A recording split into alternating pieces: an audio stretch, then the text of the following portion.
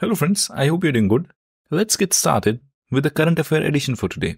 Friends, ये आज की पहली न्यूज़ है जुडिशरी से, जिन्होंने महाराष्ट्र के स्पीकर के द्वारा रिसेंटली दिए गए जजमेंट कि रियल शिवसेना पार्टी कौन सी है, उसके कॉन्टेक्स्ट में एक जजमेंट दिया है।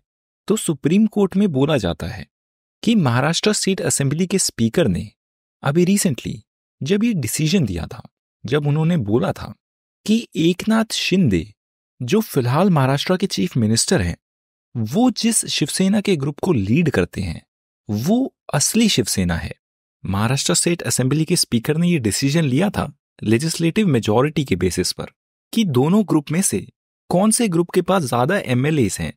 इस बेसिस पर उन्होंने डिसाइड किया था कि एकनाथ शिंदे वाला ग्रुप रियल शिवसेना है। तो उनके जजमेंट को अब क्वेश्चन करते हुए सुप्रीम कोर्ट में बोला जाता है कि उनके फैसला करने का ये तरीका सुप्रीम कोर्ट के द्वारा पहले दी गई जजमेंट को कॉन्ट्राडिक्ट करता है। सुप्रीम कोर्ट ने पिछले साल मई में दी गई एक जजमेंट में बोला था कि स्पीकर को ऐसे मामलों में डिसीजन लेते समय इस चीज से कोई फर्क नहीं पड़ना चाहिए कि कौन से लीडर के पास ज्यादा एमएलएस हैं। The speaker should not be influenced by the factor of legislative majority.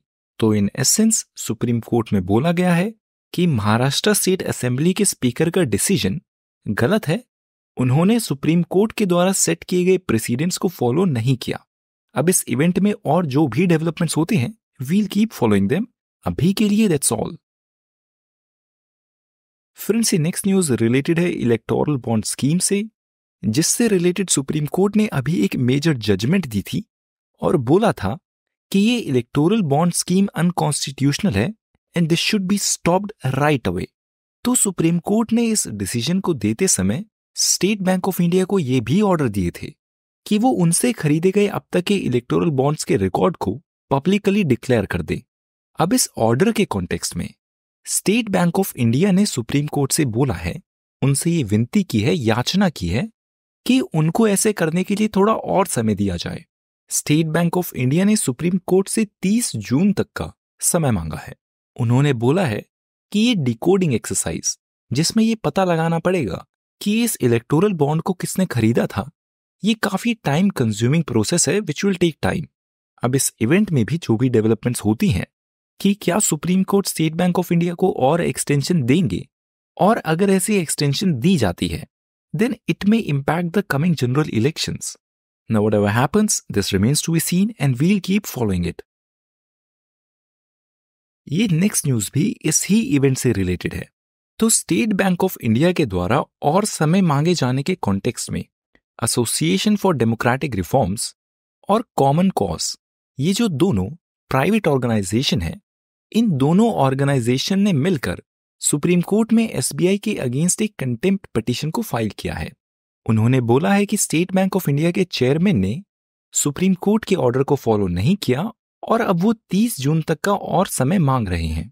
तो इस कंटेम्प्ट पिटीशन को भी सुप्रीम कोर्ट में अब लिस्ट किया जा चुका है, जिस पर जल्द ही सुनवाई होगी। अब इस इवेंट में भी जो भी डेवलपमेंट्स होंगी, we'll keep following them. Friends, next news related है इसरो से और मिनिस्ट्री ऑफ ट्राइबल अफेयर्स से।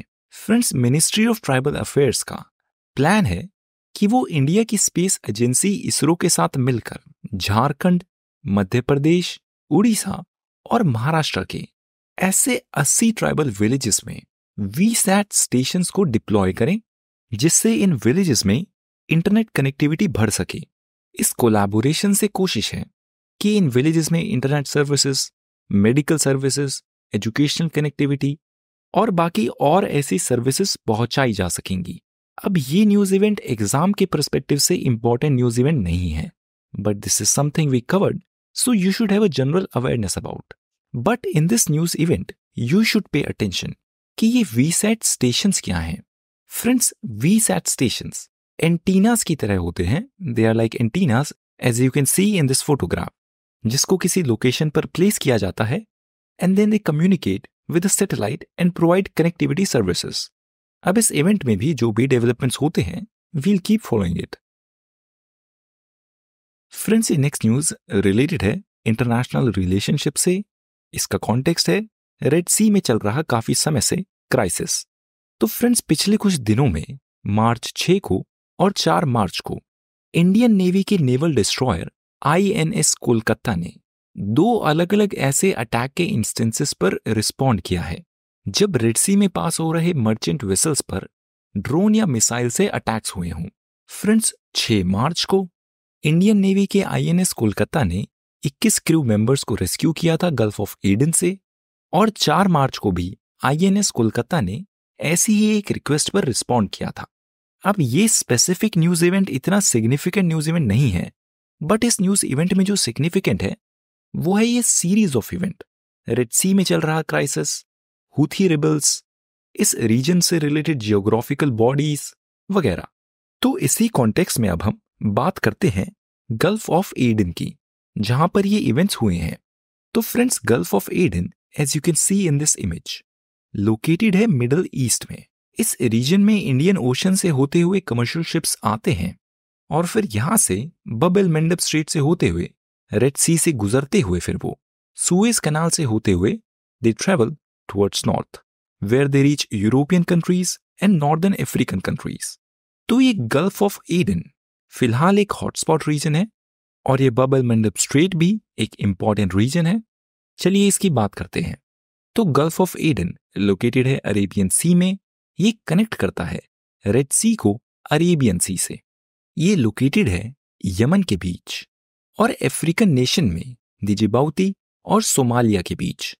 फ्रेंड्स, इस गल्फ के नॉर्थ में लोकेटेड है बब एल मंडब स्ट्रेट, जिसकी अभी हमने मैप पर बात की थी, और ये एक काफी सिग्निफिकेंट गेटवे है जो ट्रैवलिंग शिप्स को कनेक्ट करता है मेडिटरेनियन सी के बीच और इंडियन ओशन के बीच। और इससे और नॉर्थ में लोकेटेड है सुएज कैनाल, जो भी एक ग्लोबली सिग्निफिकेंट पैसेज है। फ्रेंड्स, बब एल मंडब स्ट्रेट के साथ साथ इस लोकेशन से रिलेटेड एक और मेजर जियोग्राफिकल लोकेशन है, वो है स्ट्रेट ऑफ हॉर्मूज।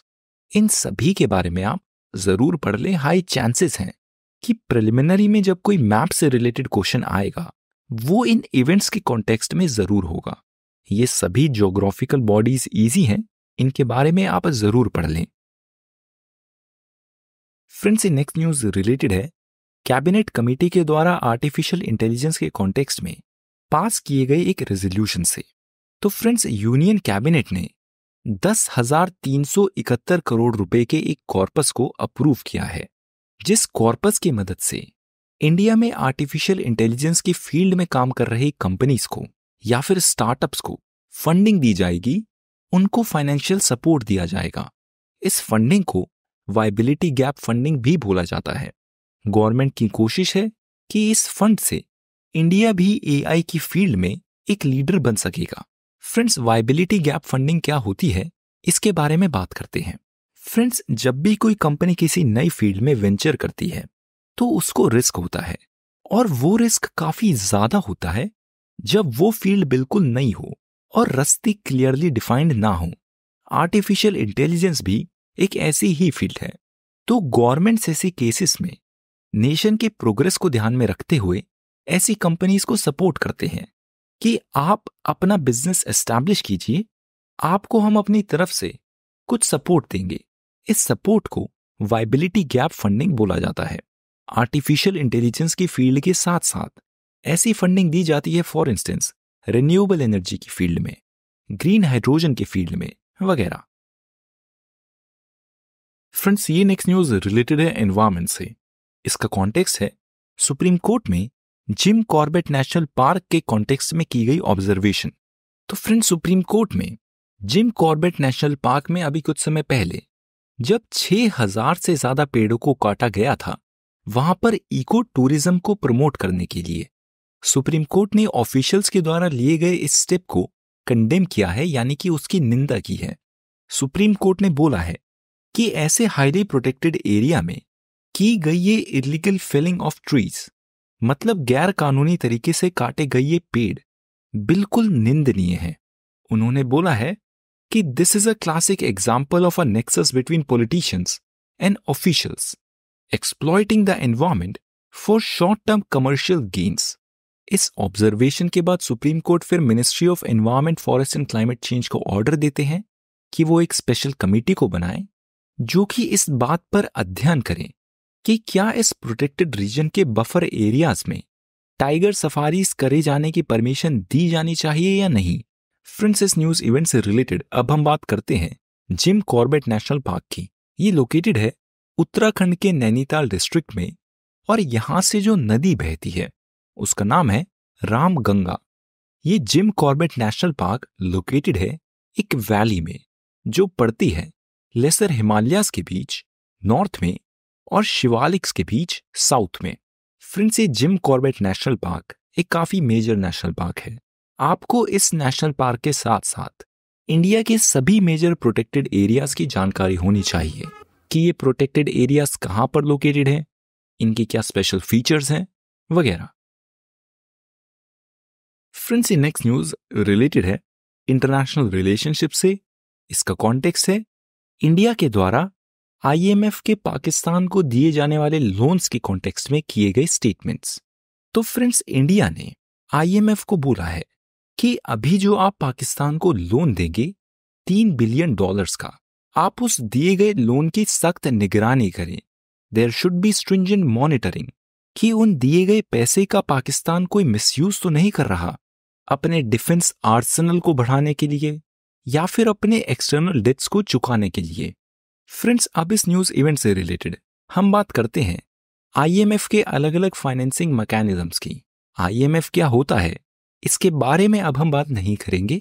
ये एक काफी फंडामेंटल और सिंपल टॉपिक है जिसकी डिटेल्स नोट्स में भी प्रेजेंट है and you can also find it on Wikipedia. हम बात करते हैं कि आईएमएफ के क्या अलग अलग मैकेनिज्म्स हैं जिसकी मदद से ये आईएमएफ अलग अलग कंट्रीज की मदद करती है इन टाइम्स ऑफ क्राइसिस। तो ये अलग अलग फाइनेंसिंग मैकेनिज्म्स हैं stand by agreement, extended fund facility जिस पर तो प्रिलिमिनरी में क्वेश्चन भी पूछा जा चुका है, rapid credit facility, rapid financing instrument, flexible credit line, precautionary and liquidity line, catastrophic containment and relief trust. तो फ्रेंड्स, ये कुछ मैकेनिज्म्स हैं जिनके अलग अलग पर्पस है और जिससे आईएमएफ कंट्रीज की मदद करती है when they are in need of money. Friends, ये नेक्स्ट न्यूज रिलेटेड है सेंट्रल कंज्यूमर प्रोटेक्शन अथॉरिटी से जिसने रिसेंटली एक एडवाइजरी दी है। आइए इसकी बात करते हैं।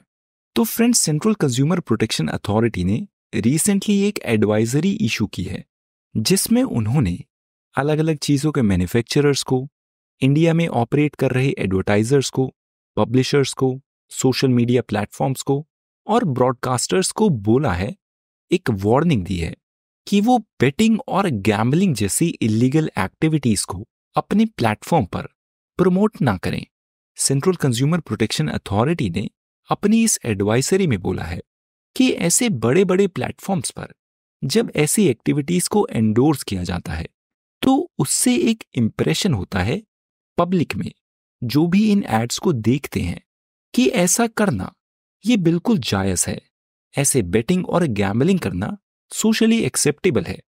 And friends, you yourself can observe this. जहां कुछ साल पहले ऐसे गैम्बलिंग और बेटिंग पर एक नेगेटिव टैबू एसोसिएटेड था, वो अब कुछ समय से इन कंपनीज के आने के बाद काफी सोशली एक्सेप्टेबल हो गया है। These practices have slowly become part of the cultural norm और सेंट्रल कंज्यूमर प्रोटेक्शन अथॉरिटी की ये ही कोशिश है कि ऐसा ना हो और जितना डैमेज हुआ है वो कंटेन हो जाए। फ्रेंड्स, अब हम ब्रीफली बात करते हैं सेंट्रल कंज्यूमर प्रोटेक्शन अथॉरिटी की, जो कि एक स्टैट्यूटरी बॉडी है और जिसका स्टैचू है कंज्यूमर प्रोटेक्शन एक्ट 2019। फ्रेंड्स, इस अथॉरिटी का मैंडेट है कि जब भी किसी केस में कंज्यूमर्स के राइट का वायलेशन हुआ हो, ऐसी सिचुएशन से डील करना, उनको एड्रेस करना, अगर कोई अनफेयर ट्रेडिंग प्रैक्टिसेस की जा रही हैं उनसे भी डील करना, और अगर कोई कंपनी मिसलीडिंग या झूठे एडवर्टाइजमेंट्स शो करती हैं, ऐसी प्रैक्टिसेस से सिचुएशन से भी डील करना। फ्रेंड्स, ये नेक्स्ट न्यूज रिलेटेड है इंटरनेशनल करंट अफेयर्स से। इसका कॉन्टेक्स्ट है साउथ चाइना सी के स्प्रैटली आइलैंड में चाइना और फिलीपींस के बीच हुई कॉन्फ्लिक्ट से। तो फ्रेंड्स, चाइना ने स्प्रैटली आइलैंड में अभी रिसेंटली फिलीपींस और उसके बीच हुए कॉन्फ्लिक्ट के कॉन्टेक्स्ट में बोला है कि यूनाइटेड स्टेट्स फिलीपींस को एक पॉन की तरह यूज कर रहा है, मतलब एक प्यादे की तरह यूज कर रहा है। फिलीपींस और चाइना के बीच कन्फ्रंटेशन कराकर। अब जहां पर ये चाइना और फिलीपींस के बीच डिस्प्यूट हुआ है और पहले भी काफी बार हो चुका है, सेकेंड थॉमस शोल, उसकी हम बात करते हैं। फ्रेंड्स, ये सेकेंड थॉमस शोल लोकेटेड है स्प्रैटली आइलैंड में और यहां पर फिलहाल फिलीपींस का कब्जा है। फ्रेंड्स, ये आइलैंड एक रीफ आइलैंड है जो कि हाईली डिस्प्यूटेड है और इसको क्लेम करते हैं चाइना, फिलीपींस, ताइवान और वियतनाम। इसके बारे में भी आप जरूर पढ़ लें। अपनी जियोग्राफिकल लोकेशन की प्रिपरेशन के दौरान इसको अपने नोट्स में इंक्लूड कर लें। इसकी डिटेल्स भी बाकी और जियोग्राफिकल लोकेशंस के साथ नोट्स में प्रेजेंट है। You can access it using the link in the description. Friends, ये नेक्स्ट न्यूज रिलेटेड है इंडियन इकोनॉमी से और इसका कॉन्टेक्स्ट है रिजर्व बैंक ऑफ इंडिया के द्वारा रिसेंटली दिया गया एक ऑर्डर। तो friends, reserve bank of India ने क्रेडिट कार्ड कंपनीज को ऑर्डर दिए हैं कि उनसे जो भी कस्टमर्स क्रेडिट कार्ड लेता है, उन कस्टमर्स के पास ये चॉइस होनी चाहिए कि वो अपनी मर्जी का कार्ड नेटवर्क चूज कर सकें। फ्रेंड्स, कार्ड नेटवर्क क्या होते हैं? For example, American Express, Diners Club, Mastercard, RuPay और वीजा, ये मेजर कार्ड प्रोवाइडर्स हैं। और अभी फिलहाल अगर आप अपने बैंक से क्रेडिट कार्ड या डेबिट कार्ड लेंगे तो आपके पास ये चॉइस नहीं होगी। आपको बैंक की मर्जी से क्रेडिट कार्ड प्रोवाइडर असाइन होगा, चाहे वो वीजा हो या रूपे हो या मास्टर कार्ड हो। तो रिजर्व बैंक ऑफ इंडिया ने इस ऑर्डर में बैंक्स को और क्रेडिट कार्ड प्रोवाइडर्स को बोला है कि कस्टमर्स के पास अब से ये चॉइस होनी चाहिए कि वो अपनी मर्जी का प्रोवाइडर चूज कर सकें। This is a minor news but something you should be aware of. Friends, ये नेक्स्ट न्यूज रिलेटेड है इंटरनेशनल रिलेशनशिप से। इसका कॉन्टेक्स्ट है इंडिया और रशिया का रिलेशनशिप और रशिया और यूक्रेन का चल रहा वॉर, जिस वॉर में रशिया ने कुछ इंडियन नेशनल्स को रिक्रूट कर लिया है विदाउट देयर कंसेंट। तो रशिया के द्वारा अपनी आर्मी में ऐसे ही रिक्रूट किए गए इंडियंस ने एक वीडियो को रिलीज किया है। इस वीडियो में 7 इंडियंस बोलते हैं कि उन्हें मदद की जरूरत है और इंडियन गवर्नमेंट उनकी मदद करें ताकि वो इंडिया वापस लौट पाएं। इस वीडियो में 20 से 24 साल तक की उम्र के इंडियंस दिखते हैं जिनका कहना है कि वो रशिया आए थे एक टूरिस्ट वीजा पर उनको जबरदस्ती रशियन आर्मी में इंक्लूड कर लिया गया, रिक्रूट कर लिया गया एज हेल्पर्स और अब उनको पुलिस ने डिटेन कर लिया है। उन्होंने बोला है कि उनको जबरदस्ती आर्म्स और एम्यूनिशन यूज करने की ट्रेनिंग दी गई थी और अब उनको फोर्सफुली डिप्लॉय कर दिया गया है यूक्रेन के खिलाफ लड़ाई करने के लिए और उनको बोला गया है कि अगर वो लड़ाई नहीं करेंगे तो उनको रशिया की जेल में डाल दिया जाएगा। अब इस इवेंट में भी जो भी डेवलपमेंट्स होते हैं, we'll keep following them.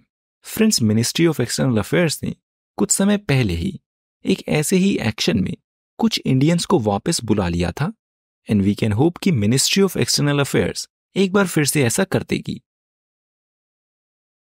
Friends, ये नेक्स्ट न्यूज रिलेटेड है साइंस एंड टेक्नोलॉजी से।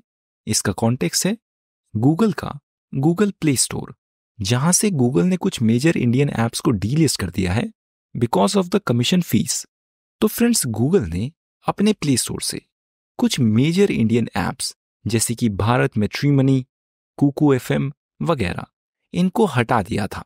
गूगल का कहना था कि ये मेजर ऐप्स गूगल की पॉलिसीज के साथ कंप्लाई नहीं कर रहे, गूगल का जो कमीशन बनता है वो गूगल को नहीं दे रहे। तो इन डेवलपर्स ने गूगल के इस एक्शन को चैलेंज किया था, जिसके बाद गूगल ने टेम्पररी तौर पर इन कंपनीज को रीइंस्टेट कर दिया है। They have been allowed to come back on Google Play Store. Friends, इन डेवलपर्स का कहना है कि गूगल प्ले स्टोर पर काफी ज्यादा हाई फीस डिमांड करता है, जिसकी रेंज है 11% से 30% के बीच। मतलब अगर आप गूगल प्ले स्टोर से डाउनलोड की गई किसी ऐप से कुछ खरीदते हैं, जैसे कि कोई सब्सक्रिप्शन, फॉर एग्जाम्पल स्पॉटिफाई के केस में, तो स्पॉटिफाई को आपके उस फीस का 11 से 30% के बीच कुछ अमाउंट गूगल को देना पड़ेगा। और इन डेवलपर्स का कहना है कि ये फीस काफी ज्यादा है। नाउ फ्रेंड्स, एग्जाम के पर्सपेक्टिव से तो ये न्यूज इवेंट इतना इंपॉर्टेंट नहीं है, but since this is a major event which has been repeated for the past few days, we are mentioning it. You should also have a general awareness about it. Friends ये next news भी related है international relationship से। तो friends India ने मालदीव्स में present अपने troops को वहां से बाहर निकाल लिया है और those troops have been replaced by a technical team जो वहां पर इंडियन एयरक्राफ्ट्स को ऑपरेट करेंगी। मतलब मालदीव्स ने इंडिया को जो ऑर्डर दिए थे कि आप पूरे तरीके से हमारे सॉइल पर प्रेजेंट किसी भी आर्म्ड फोर्सेस पर्सनल को वहां से निकालकर वापस बुला लें, ये ऑर्डर पूरा हो चुका है। India has complied with it. अब इंडिया के इस विड्रॉल के साथ साथ मालदीव्स ने अभी रिसेंटली चाइना के साथ भी एक मिलिट्री पैक्ट को साइन किया है, जिस पैक्ट में चाइना और मालदीव्स ने एग्री किया है कि वो अपने मिलिट्री टाइज को और मजबूत करेंगे। नाउ फ्रेंड्स ये इवेंट इतना इंपॉर्टेंट इवेंट नहीं है, but this event as well is part of a series of event which is very important from the exams perspective. So you should be aware of this. You should be aware of the situation happening between India and Maldives, Maldives and China. High chances हैं कि आपकी इस knowledge को indirectly mains में test किया जा सकता है। फ्रेंड्स ये नेक्स्ट न्यूज रिलेटेड है सुप्रीम कोर्ट से, जहां पर एक मेजर वर्डिक्ट को दिया गया है। तो फ्रेंड्स सुप्रीम कोर्ट के एक 7 जज के बेंच ने, यू शुड पे अटेंशन, अ 7 जज बेंच इज अ बिग जज बेंच। इस 7 जज के बेंच ने रूल किया है, ये बोला है कि मेंबर ऑफ पार्लियामेंट्स के पास जो पार्लियामेंट्री प्रिविलेज होती है या पार्लियामेंट्री इम्यूनिटी होती है, एमपीज की ये इम्यूनिटी अब उनको प्रोटेक्ट नहीं कर सकेगी अगर उन एमपीज पे चार्जेस हैं कि उन्होंने रिश्वत ली है, घूस ली है पार्लियामेंट में कोई वोट करने के लिए या पार्लियामेंट में कुछ बोलने के लिए। और पार्लियामेंट के साथ साथ ये एप्लीकेबल होगा स्टेट लेजिस्लेटिव असेंबलीज में भी। मतलब जहां पहले एमएलएज और एमपीज बिना किसी क्रिमिनल प्रोसिक्यूशन के डर के किसी भी व्यक्ति से पैसे ले सकते थे पार्लियामेंट या स्टेट लेजिस्लेटिव असेंबली में कुछ बोलने के लिए, और वो प्रोटेक्टेड थे पार्लियामेंट इम्यूनिटी से। इस इम्यूनिटी को अब नलिफाई कर दिया गया है in the most recent judgement. Friends originally इस इम्यूनिटी का ओरिजिन है जेएमएम ब्राइबरी केस, जिस पर 1998 में वर्डिक्ट दिया गया था और जिसने एमएलएज और एमपीज को इम्यूनिटी दे दी थी कि अगर वो किसी से पैसे लेते हैं वोट करने के लिए या कुछ बोलने के लिए, ऐसा करना लीगल होगा। सुप्रीम कोर्ट में एम्फसाइज किया जाता है, बोला जाता है कि ऐसे करप्शन करना, किसी से ब्राइब लेना, ये इंडिया के पार्लियामेंट्री डेमोक्रेसी को कमजोर बनाता है। फ्रेंड्स अब हम बात करते हैं पार्लियामेंट्री प्रिविलेजेस की जो मेंशन्ड है इस न्यूज इवेंट में। तो फ्रेंड्स पार्लियामेंट्री प्रिविलेजेस कुछ खास राइट्स होते हैं और इम्यूनिटीज होती हैं जिनको मेंबर ऑफ पार्लियामेंट्स या एमएलएज एंजॉय करते हैं और जिनको बनाया गया है ये इंश्योर करने के लिए कि ये एमपीज और एमएलएज फंक्शन कर सके बिना किसी डर के, और ऐसा ना हो कि वो स्टेट लेजिस्लेटिव असेंबली में या पार्लियामेंट में कुछ बोल दे और उनकी स्पीच को लेकर उन पर बाहर क्रिमिनल प्रोसीडिंग्स शुरू हो जाएं। Friends parliamentary privileges as a term तो कॉन्स्टिट्यूशन में एक्सप्लिसिटली मेंशन नहीं है, बट आर्टिकल 105 में और आर्टिकल 194 में पार्लियामेंट के कॉन्टेक्स्ट में और स्टेट लेजिस्लेटिव असेंबली के कॉन्टेक्स्ट में एमपीज और एमएलएज को कुछ पावर दी गई हैं और प्रिविलेज दी गई हैं जो ही बेसिस है पार्लियामेंट्री प्रिविलेजेस का। फ्रेंड्स अब हम बात करते हैं जेएमएम ब्राइबरी केस की जो भी इस न्यूज इवेंट में मेंशन्ड है। तो ये वर्डिक्ट दिया गया था सुप्रीम कोर्ट के द्वारा 1998 में, जिस केस में ये एलिगेशन लगाई गई थी कि एमपीज ने पैसे लिए हैं वोट करने के लिए। तो इस केस की सुनवाई करते हुए सुप्रीम कोर्ट ने उस समय एक मेजॉरिटी वर्डिक्ट दिया था कि ये एमपीज जिन्होंने ब्राइब ली हैं ये प्रोटेक्टेड हैं आर्टिकल 105 के सेकंड प्रोविजन में, जिसकी हमने अभी बात की थी। और इसी जजमेंट को अभी रिसेंटली सुप्रीम कोर्ट में ओवररूल किया है और ये बोला है कि एमपीज या फिर एमएलए अगर कोई रिश्वत लेते हैं किसी को वोट करने के लिए या कुछ खास बोलने के लिए, तो उनको कोर्ट में इस एक्शन को लेकर प्रोसिक्यूट किया जा सकता है। फ्रेंड्स ये नेक्स्ट न्यूज रिलेटेड है एनर्जी एंड इंफ्रास्ट्रक्चर से। इसका कॉन्टेक्स्ट है तमिलनाडु में located Kalpakkam nuclear power plant, जिसकी अभी रिसेंटली कोर लोडिंग की गई है और जहां पर इंडियन प्राइम मिनिस्टर भी प्रेजेंट थे। तो friends, prime minister of India Narendra Modi ने अभी रिसेंटली तमिलनाडु में located Kalpakkam nuclear power plant के कोर लोडिंग को इनॉग्रेट किया है, उसको कमेंस किया है। फ्रेंड्स, अब हम इस कलपक्कम न्यूक्लियर पावर प्लांट की बात करें तो ये एक फास्ट ब्रीडर रिएक्टर है जिसको पूरे तरीके से इंडिया में डिजाइन और मैन्युफैक्चर किया गया है और जिसके बनने में 200 से भी ज्यादा प्राइवेट कंपनीज ने, इंडियन इंडस्ट्रीज ने कोलैबोरेट किया है।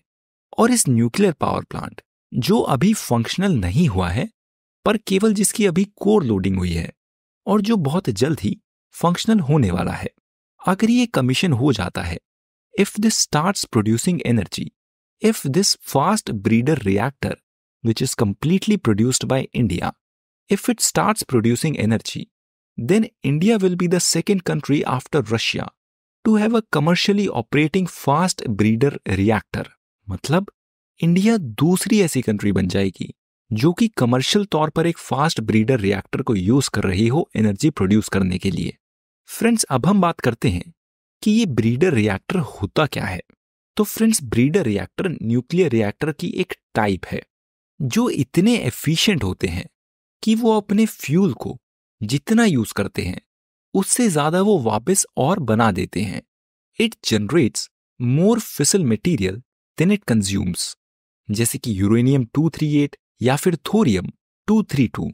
अब ऐसा नहीं होता कि अगर इसने यूरेनियम को यूज किया तो ये यूरेनियम की ही क्वांटिटी और बढ़ा देगा। नहीं, ऐसा हो सकता है कि अगर ये रिएक्टर यूरेनियम को यूज करता है, then it will as a byproduct create another nuclear fuel, for example thorium. Friends, breeder reactors की और डिटेल्स नोट्स में प्रेजेंट है, आप इसके बारे में वहां से पढ़ लें। फ्रेंड्स, ये आज का एक्सप्लेनर पीस है। इसका कॉन्टेक्स्ट है महाराष्ट्र स्टेट असेंबली के द्वारा रिसेंटली पास किया गया मराठा रिजर्वेशन लॉ। तो फ्रेंड्स, 20 फरवरी को महाराष्ट्र स्टेट असेंबली ने यूनानिमसली एक बिल को पास किया है जिस बिल के तहत अब महाराष्ट्र स्टेट में मराठा कम्युनिटीज को एजुकेशन में और गवर्नमेंट जॉब्स में 10% रिजर्वेशन दी जाएगी। अब कुछ लीगल एक्सपर्ट्स का कहना है कि ये रिजर्वेशन गलत है और जल्दी ही सुप्रीम कोर्ट में इसको चैलेंज किया जाएगा, where this would be invalidated. उन लीगल एक्सपर्ट्स का कहना है कि मराठास को दिया गया एक कोटा अलग से 10% दिए जाने के सिवाय पहले से महाराष्ट्र में एग्जिस्ट कर रहे ओबीसीज के रिजर्वेशन में इंक्लूड कर देना चाहिए था। मतलब ओबीसीज को जो रिजर्वेशन मिलता है उस रिजर्वेशन के लिस्ट में उस रिजर्वेशन के बेनिफिट्स को मराठा कम्युनिटीज तक एक्सटेंड कर देना चाहिए था, rather than giving a separate 10% reservation. चलिए इसकी बात करते हैं। तो फ्रेंड्स, ये रिसेंटली पास किया गया bill as we said extra 10% reservation देता है मराठा कम्युनिटीज को, और इन कम्युनिटीज को ओबीसी कोटा में भी ऑलरेडी रिजर्वेशन मिलता है, जिस रिजर्वेशन को बिल्कुल भी चेंज नहीं किया गया है। और अब इस कोटा के बाद मराठा कम्युनिटीज के लिए इंट्रोड्यूस किए गए इस नए कोटा के बाद महाराष्ट्र में टोटल रिजर्वेशन अब 72% है। ये रिजर्वेशन है स्केड्यूल्ड कास्ट के लिए, स्केड्यूल्ड ट्राइब्स के लिए, ओबीसीज के लिए, विमुक्त जाति के लिए, नोमैडिक ट्राइब्स के लिए, स्पेशल बैकवर्ड क्लासेस के लिए, और 10% रिजर्वेशन इकोनॉमिकली वीकर सेक्शंस के लिए। अब इस पीस में बात की गई है कि महाराष्ट्र के द्वारा इंट्रोड्यूस किया गया ये एक्स्ट्रा 10% कोटा मराठा कम्युनिटी के लिए, क्या अगर इसको सुप्रीम कोर्ट में चैलेंज किया जाता है, will it pass the judicial scrutiny? तो लीगल एक्सपर्ट्स का कहना है कि ये quota it is unlikely to withstand judicial scrutiny. इस पीस के ऑथर बोलते हैं कि सुप्रीम कोर्ट में पहले ये जजमेंट दी जा चुकी है। सुप्रीम कोर्ट ये पहले बोल चुका है कि मराठा कम्युनिटी ना तो सोशली डिसएडवांटेज्ड है और ना ही एजुकेशनली बैकवर्ड है। सुप्रीम कोर्ट के ही वर्डिक्ट के अकॉर्डिंग अगर किसी कम्युनिटी को रिजर्वेशन दी जाती है तो उस रिजर्वेशन का बेसिस होना चाहिए डेटा जिसमें ये दिखाया जाए कि वो कम्युनिटी सोशली बैकवर्ड है, उस कम्युनिटी के पास एजुकेशन पाने के लिए एक्सेस नहीं है, ना ही उस कम्युनिटी के पास सोशल फैसिलिटीज हैं। अगर किसी कम्युनिटीज को ये डिसएडवांटेजेस हैं तो उसको रिजर्वेशन दिया जा सकता है, पर मराठास के केस में ऐसा कोई डेटा प्रेजेंट नहीं है। और इस पीस के ऑथर बोलते हैं कि सोशल डिसएडवांटेज्ड होने का डेटा ना होने के साथ साथ ये कानून ऑलरेडी एग्जिस्ट करने वाले 50% रिजर्वेशन लिमिट को भी वायलेट करता है, जिस लिमिट को सेट किया गया था इंदिरा स्वानी जजमेंट में। इस पीस के ऑथर बोलते हैं कि 15% लिमिट को वायलेट करने के लिए जरूरी है ये दिखाना कि सर्कमस्टेंसेस एक्सेप्शनल है, और इस पीस के ऑथर बोलते हैं कि मराठास के केस में कोई ऐसे एक्सेप्शनल सर्कमस्टेंसेस नहीं है, और अगर इस लॉ को सुप्रीम कोर्ट में चैलेंज किया जाता है then there is a high chance that this law may be declared unconstitutional. Now that's all for today, friends. See you in the next edition. Goodbye. In the next edition. Goodbye. In the next edition. Goodbye.